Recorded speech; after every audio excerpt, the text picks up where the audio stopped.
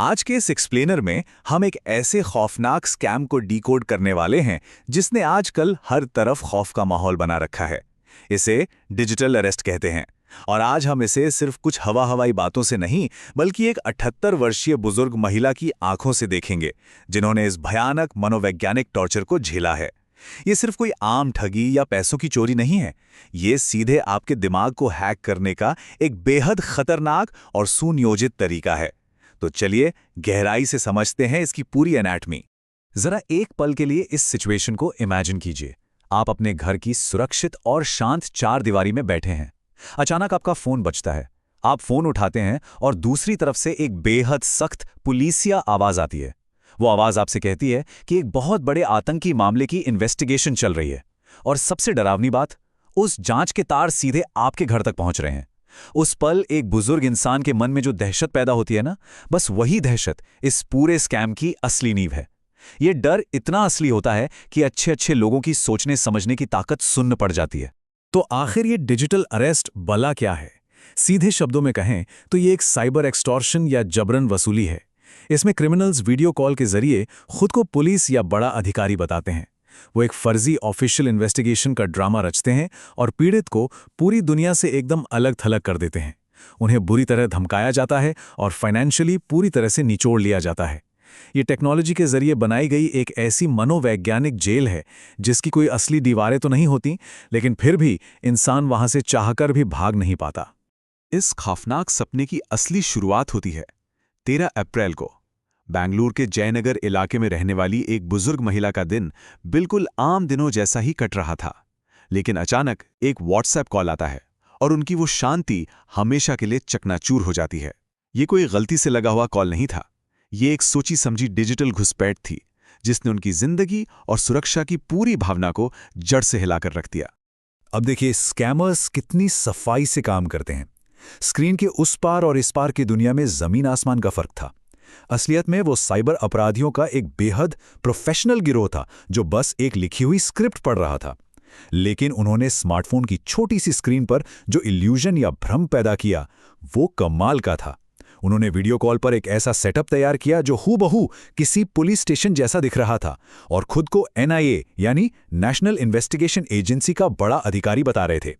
अब आप ही बताइए, एक बुजुर्ग महिला के लिए तो फोन पर दिख रहा ये सेटअप ही सबसे डरावनी सच्चाई बन गया था ना। जाल बिछाने का उनका तरीका देखिए कितना खौफनाक था। उस फर्जी NIA अफसर ने सीधा आरोप लगाया कि पॉपुलर फ्रंट ऑफ इंडिया यानी PFI जैसे प्रतिबंधित संगठन की जांच में उनका नाम सामने आया है। और बात यहीं खत्म नहीं हुई। उन्होंने कहा कि संगठन के किसी सदस्य ने उनके नाम पर जारी डेबिट कार्ड का इस्तेमाल किया है। अब सोचिए, जब कोई अधिकारी किसी सीधे साधे बुजुर्ग नागरिक को सीधे आतंकवाद से जोड़ दे तो कानूनी कार्रवाई का डर इतना हावी हो जाता है कि कोई भी आम इंसान बुरी तरह सहम जाए। इस पूरे अपराध का सबसे बड़ा और खतरनाक हथियार है आइसोलेशन, यानी पीड़ित को अकेला कर देना। जालसाजों ने उन्हें सख्त हिदायत दी कि ये एक बेहद सेंसिटिव केस है, किसी को भनक भी नहीं लगनी चाहिए। और फिर उन्होंने सबसे बड़ा इमोशनल वॉर किया। उन्होंने कहा कि इस मामले में आपकी बेटी भी शक के घेरे में है। बस एक मां के लिए अपने बच्चे पर मंडराता खतरा काफी था उन्हें चुप कराने के लिए। स्कैमर्स ने बड़ी ही चालाकी से उस बुजुर्ग महिला को उनके असली सपोर्ट सिस्टम और बाहरी दुनिया से पूरी तरह काट दिया। भ्रम का ये जाल धीरे धीरे और कसता जा रहा था।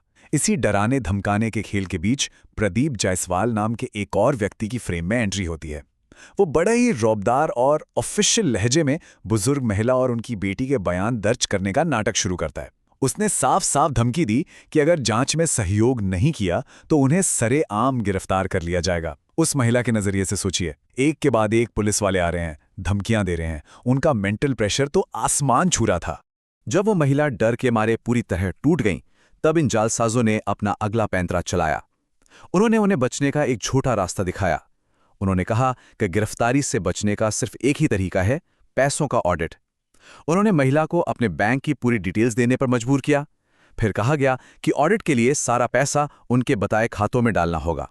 और उन्हें यह पक्का यकीन दिलाया गया कि RBI यानी रिजर्व बैंक के वेरिफिकेशन के बाद यह सारा पैसा उन्हें वापस मिल जाएगा। ये एक ऐसा सफेद झूठ था जिसे बड़ी ही चालाकी से कानूनी कवर में लपेटा गया था। इस झूठे वादे और अपने परिवार को बचाने की जो तड़प थी, उसका नतीजा बहुत ही दर्दनाक निकला। अपनी और अपनी बेटी की सुरक्षा के लिए उस 78 साल की महिला ने अपनी जिंदगी भर की गाढ़ी कमाई को एक-एक करके तोड़ना शुरू कर दिया। उन्होंने अपने सारे बैंक अकाउंट खाली कर दिए, 2 अलग-अलग बैंकों में जो उनकी फिक्स्ड डिपॉजिट्स थीं, उन्हें मैच्योरिटी से पहले ही तोड़वा दिया। बात सिर्फ यहीं तक नहीं रुकी, उन्होंने अपने घर का सोना तक गिरवी रख दिया ताकि एक इमरजेंसी लोन लिया जा सके। ये वाकई दिल तोड़ने वाला है कि कैसे सुरक्षा के नाम पर किसी की जिंदगी भर की सिक्योरिटी को ही छीन लिया गया। स्कैमर्स का दबाव लगातार बढ़ता जा रहा था और वो बिल्कुल बेरहम हो चुके थे। 15 अप्रैल से लेकर 23 अप्रैल के बीच आरटीजीएस के जरिए किए गए ट्रांसफर्स की रफ्तार जरा देखिए। पहले 38 लाख, फिर 26 लाख, फिर 31 लाख, उसके बाद 39 लाख और आखिर में सीधा 68 लाख रुपए। ये सारे पैसे धड़ाधड़ अज्ञात लोगों और प्राइवेट फर्मों के अकाउंट्स में ट्रांसफर किए गए। ये सिर्फ पैसों का लेन देन नहीं था, ये हर एक ट्रांसफर उस बुजुर्ग महिला के बढ़ते हुए खौफ का सबूत था। और इस पूरे साइकोलॉजिकल टॉर्चर का फाइनल और सबसे विनाशकारी रिजल्ट था 2.1 करोड़ रुपए। जी हां, 2.1 करोड़। यह सिर्फ कोई बड़ा नंबर नहीं है।